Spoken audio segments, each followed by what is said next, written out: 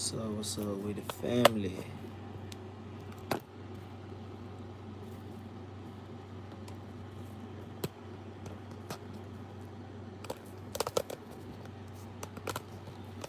Bear with me, bear with me. Trying to get right. Yo. What's up with it?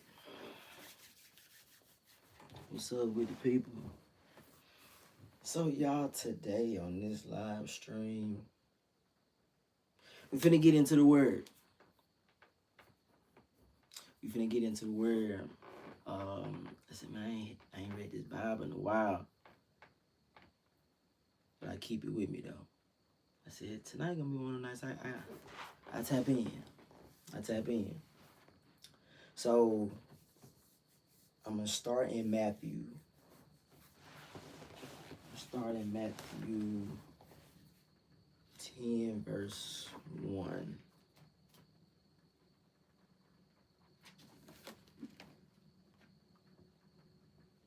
Hope everybody had a blessed and highly favored day.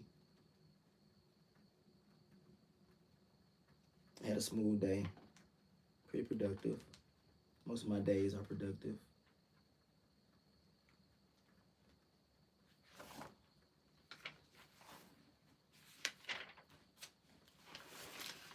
Let's see what God trying to say to me today.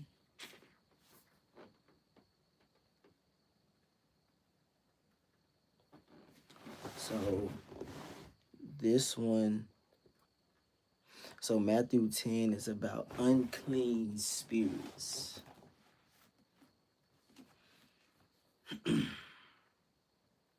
And when he had called his 12 disciples to him, he gave them power over unclean spirits to cast them out and to heal all kinds of sickness and all kinds of disease. Now the name of the 12 apostles are these: first, Simon, who is called Peter, and Andrew, his brother, James, the son of Zebedee, and John, his brother, Philip, and Bartholomew, Thomas and Matthew, the tax collector, James, the son of Alphaeus, and Lebbaeus, whose surname was Theudas, Simon the Canaanite, and Judas, who also betrayed him. Okay, this kind of throwing me for a loop. It was a lot of names. It was a lot of names. Jeez. Okay. Sending out the 12. These 12 Jesus sent out and commanded them, saying, do not go into the way of the Gentiles, and do not enter a city of the Samarites, but go rather to the lost sheep of the house of Israel, and as you go, preach, saying, the kingdom of heaven is at hand. Heal the sick, cleanse the lepers, raise the dead, cast out demons. Freely you have received, freely give. Provide neither gold nor silver nor copper in your money belts, nor bag for your journey, nor 2 tunics, nor sandals, nor staves, for a worker is worthy of his food. Now, whatever city or town you enter, inquire who in it is worthy, and stay there till you go out. And when you go into a household, greet it. If the household is worthy, let your peace come upon it. But if it is not worthy, let your peace return to you. I'm going to repeat that. If the household is worthy, let your peace come upon it. So if somebody is really worthy of your energy, whatever house or whatever space you enter into somebody else's life, if it's peaceful, you give yourself to it. If it's worthy, you can apply your peace to whatever that's worthy of your energy. But if it is not worthy, let your peace return to you. Don't give out your energy to the person that's not worthy. Like it's really a lack of self-love when you think about it. Like why would I do that? It says it. It says it. Matthew 13 and 14. I'm gonna finish it on out, and then it's kind of going to another little section, even though it's still 10, but I think I'm gonna keep it there.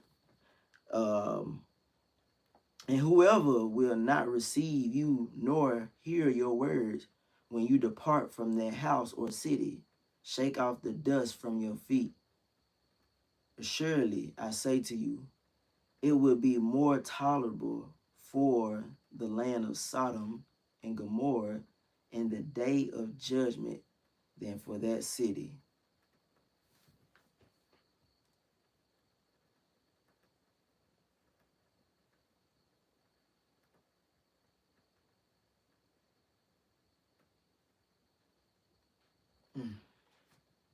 Okay. I gotta do my research on the land of Sodom and Gomorrah, so I can get the full concept. But seeing how he kind of laid this out, pretty much saying by giving more back to yourself, it'll be more tolerable. We could deal with ourselves, and if you can't deal with yourself, you got a problem. But you rest assured, like if you hold that energy to yourself, you blessing yourself, cause that's energy you don't have to give out. Energy is everything. Everybody don't have the energy to do certain things. That's why I feel like it's important to work out, because that's another form of energy. But is your spiritual energy high? And if it's not high, who are you hanging around, or what environments are you putting yourself in for your spirit to not be really being prosperous at a high level?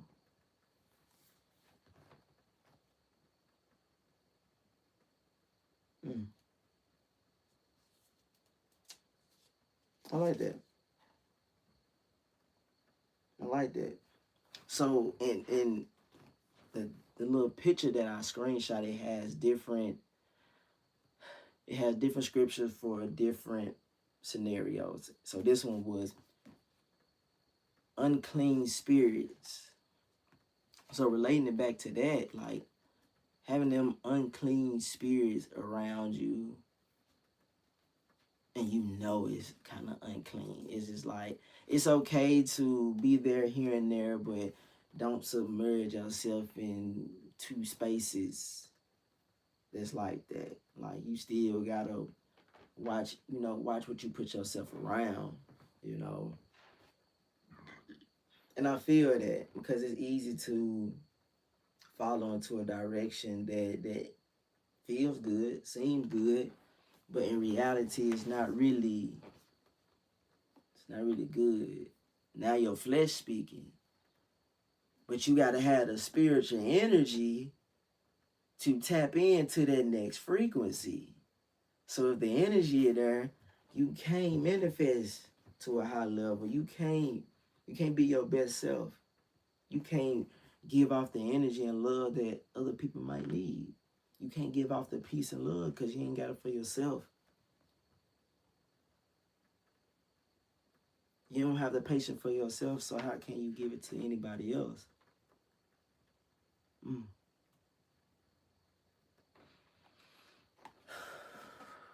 Yeah.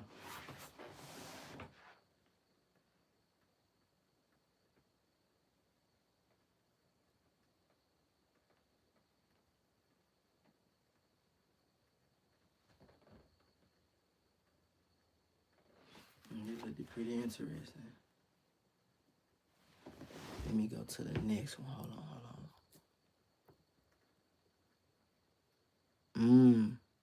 temptation, James 4:7.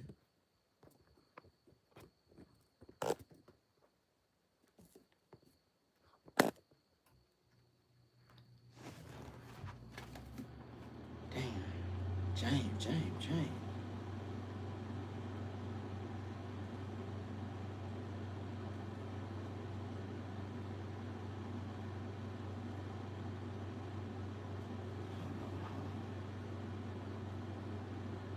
You know, when you scroll, you be like, am I going the right way? So you hit a certain book, you're like, oh yeah, I know I ain't going the right way. All right, now. I think James is only a couple pages, so it's like, this when you gotta, you know, them little, you don't want to go too far. Look, 2 pages might be too far, goddamn. See, James in the back.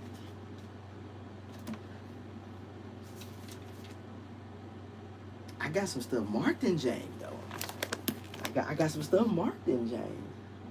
I guess that's God just kind of telling me, hey, don't forget about James now. Don't forget about James. Don't do that. Don't do that. James 4:7.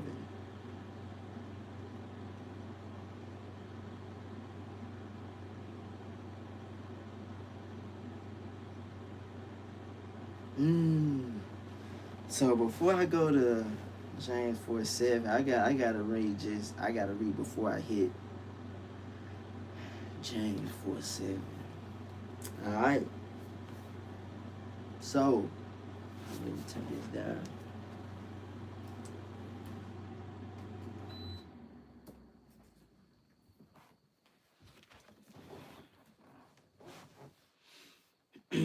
Alright.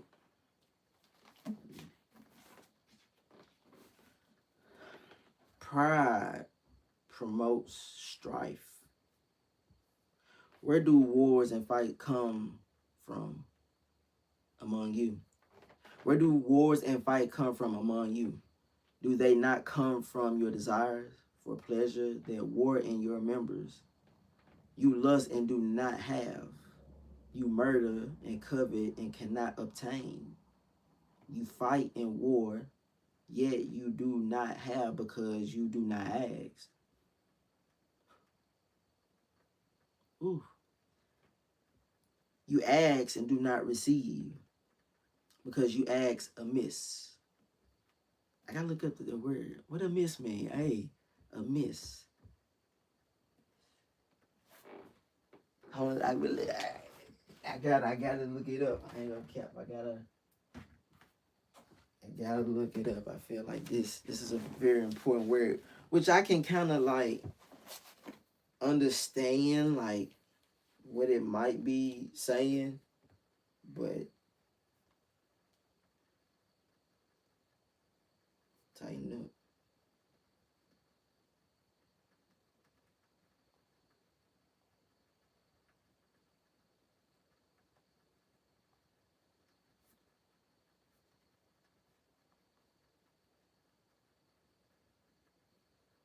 Not quite right, inappropriate, or out of place.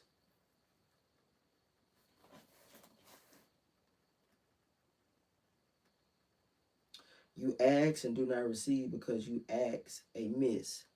You ask inappropriately. You ask not in the right way. Not quite right. Amiss. You came at me amiss. Okay. You ain't come at me right. That's what God's saying. You ain't come at me right. Yet you do not have because you do not ask. You ask and you do not receive because you ask amiss, that you may spend it on your pleasures. Adulterers and adulteress. Yeah. Do you not know that friendship with the world is enmity with God? Look that up.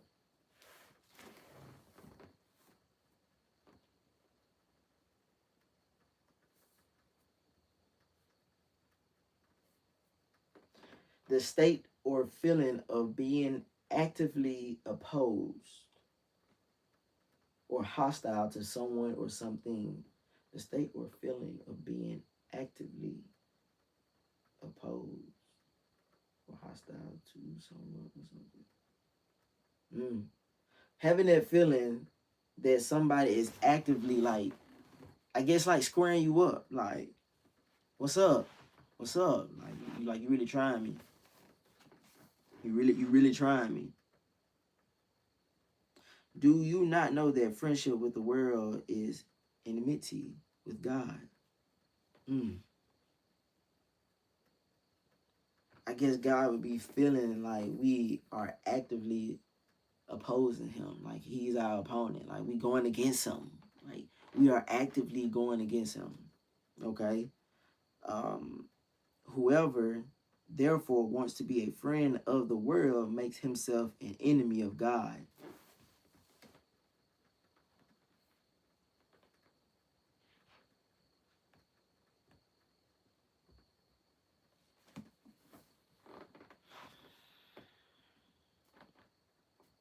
Or do you think that the scripture says in vain, the spirit who dwells in us yearns jealously, but he gives more grace? Therefore he says, God resists the proud, but gives grace to the humble.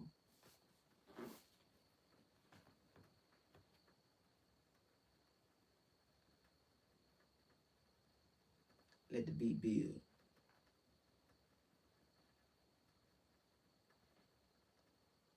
And let the beat breathe.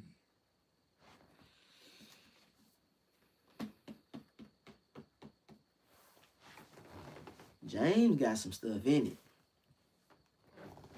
I gotta get my highlighter goddamn. And my pen. If y'all got y'all Bibles, turn to James 4:7. Cause it's some stuff in there you wanna write down. You wanna write down. Not no maybe.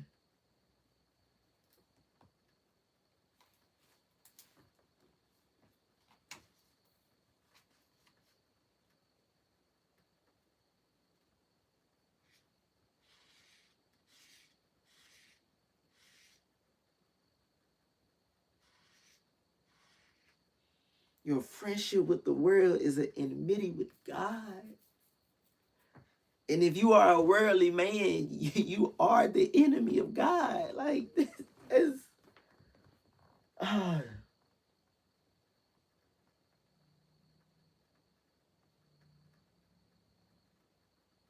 it's like we are God's because God lives within us. So if God lives within us and we act worldly, it's just like we pretty much being an enemy with ourselves because our true selves is spirits. We are spiritual beings.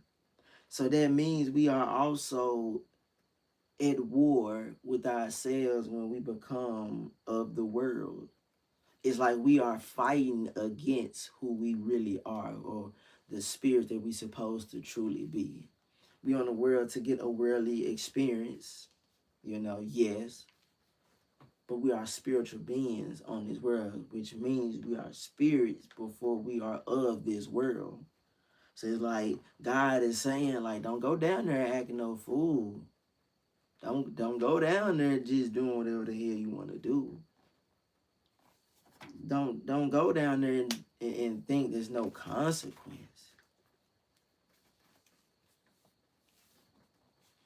Tighten up. Tighten up.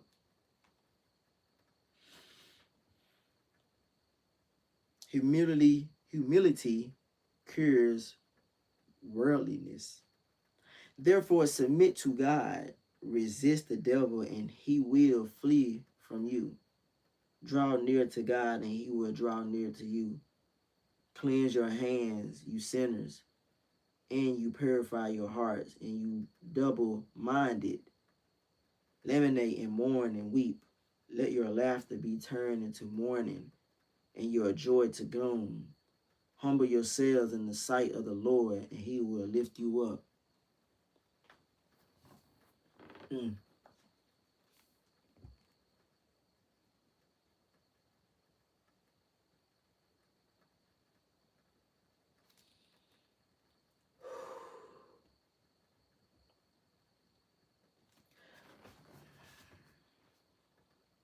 Man, that's confirmation for me, man.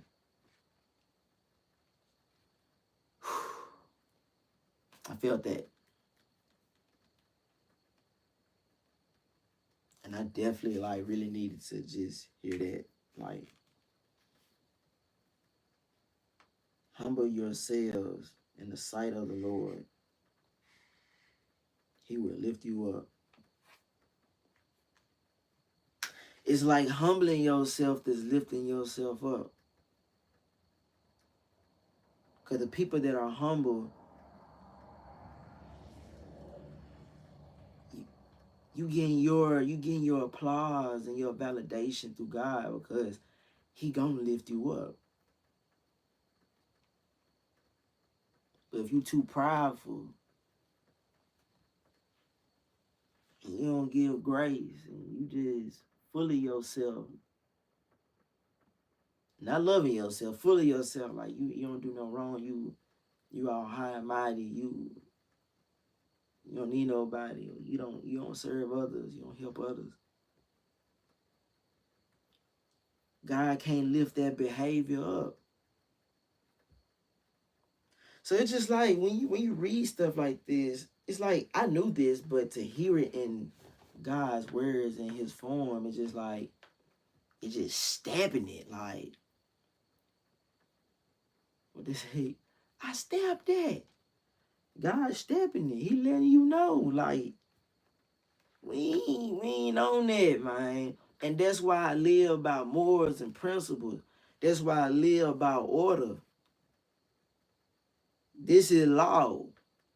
And if you can't get jiggy with it, I can't dig it. Like, we ain't debating about right and wrong when you know you wrong. We not debating off just feelings because you feel this way. No. We gonna debate about what's right and what's wrong. But if you wrong, why we gotta sit here and debate about how you know you wrong? When you wrong, just admit it. Like, you ain't gotta do all that, man. Hold yourself accountable. And that's another thing. Being humble is holding yourself accountable of your emotion, because we can easily come out here and just be braggadocious and but nah, like, humble yourself, which takes energy. It takes energy to really humble yourself.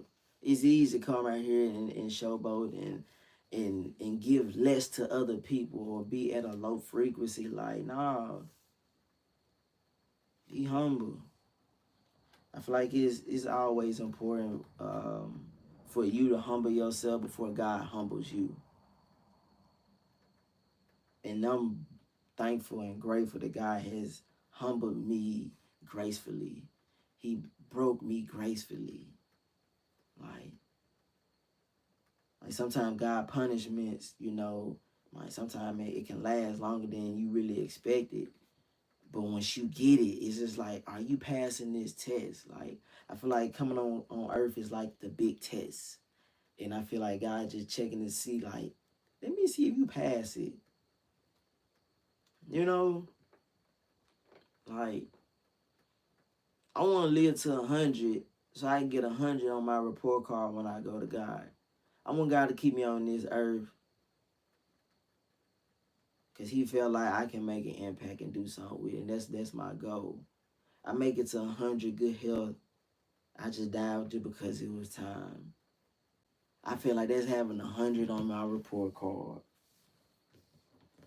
You know what I'm saying? I did the things the right way.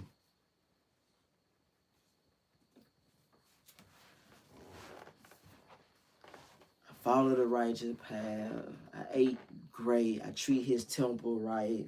So he gave me more time. Like, I did what I was supposed to do. I want an A on my report card. Even if I don't get to 100, I want an A on my report card. Just so when I get there, God gonna say, well done, my faithful servant.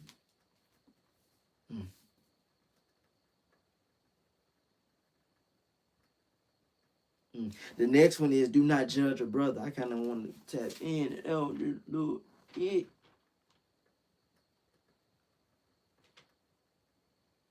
Damn. James got some pressure in it, man. Do not speak evil of one another, brethren.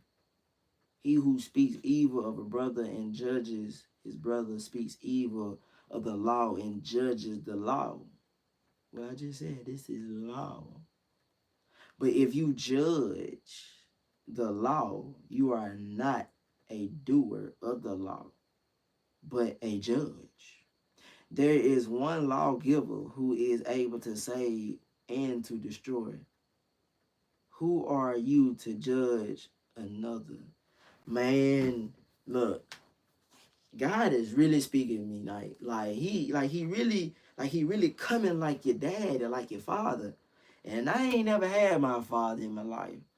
So it just like I just feel like I'm getting it. Like I'm like still being a child of God, like really tapping in, locking in. You know, you're supposed to listen to your father because your father supposed to lead and guide you through adulthood, through life, you know. Create that path for you so it can be a little smooth. Of course it's gonna be bumpy. It gotta be, you know, but he giving you the way. Some people don't even have a way. But when that's why I'm so grateful that God is giving me a way. I just gotta hustle. I just gotta, man, do what he say do. Just do what he say. And it's not that easy, but we complicate this shit. He really said, who are you to judge another? Who are you?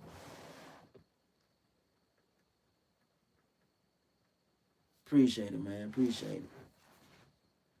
Who are you?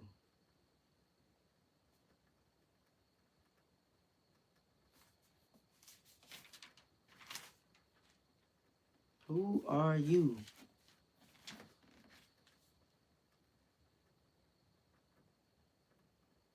And that's what you say. Anybody got an opinion about you? Who are you to tell me how I supposed to? We ain't talking nothing law, man.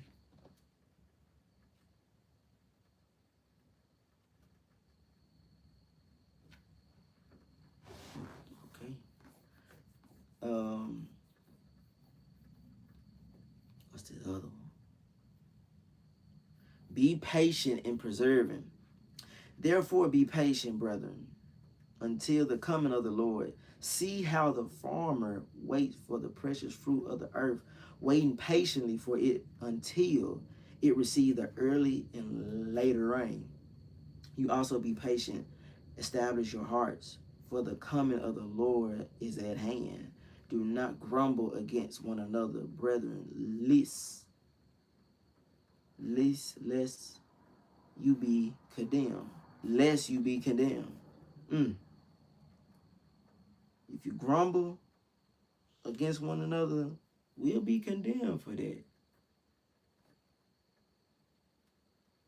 Behold, the judge is standing at the door. My brethren, take the prophets who spoke in the name of the Lord as an example of suffering and patience. Indeed, we count them blessed who endure. You have heard of the perseverance of Job and seen the end intended by the Lord, that the Lord is very compassionate and merciful. But above all, my brethren, do not swear either by heaven or by earth or with any other oath, but let your yes be yes and your no be no, lest you fall into judgment. I gotta run that one back a little bit. I was kind of, You have heard of the perseverance of Job and seen the end intended by the Lord, that the Lord is very compassionate and merciful. But above all, my brethren, do not swear either by heaven or by earth,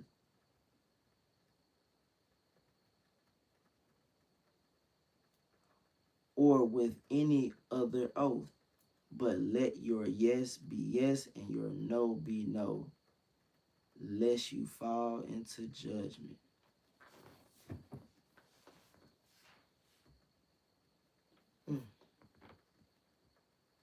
I gotta sit on that one.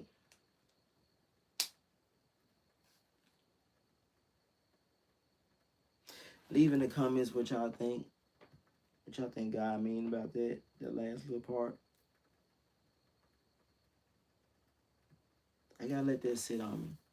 But hey, I appreciate y'all for tapping in while we get into that good old book. While we get into the good old book. Hey, make sure y'all like, comment, subscribe. If y'all enjoyed the live. Hey, send this to a friend. Send this to somebody. I know somebody might need this. Like, they might need this word. Like, for real, I'm glad God, he called me to this, to these pages, these books. Like, I needed that. I definitely needed that. Matthew and James. That's what it was tonight. Matthew and James. Like, comment, subscribe.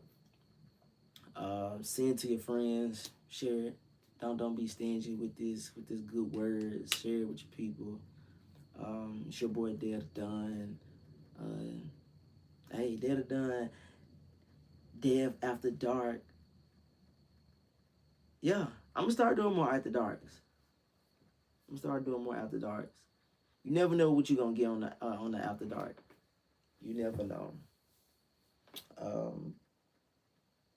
Trail rides, like we popping it off. Me and bro finna tap in with that. Finna start blogging for the trail rides. Fashion show coming up. Boys, been trying it. Your boys, yeah, right.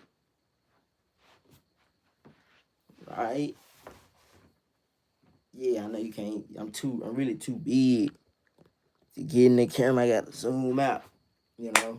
Boy been getting right, y'all.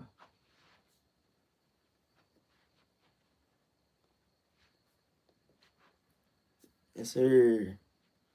Tap in to D&D Fitness. Tap into D&D Fitness. Doing virtual training and in-person training.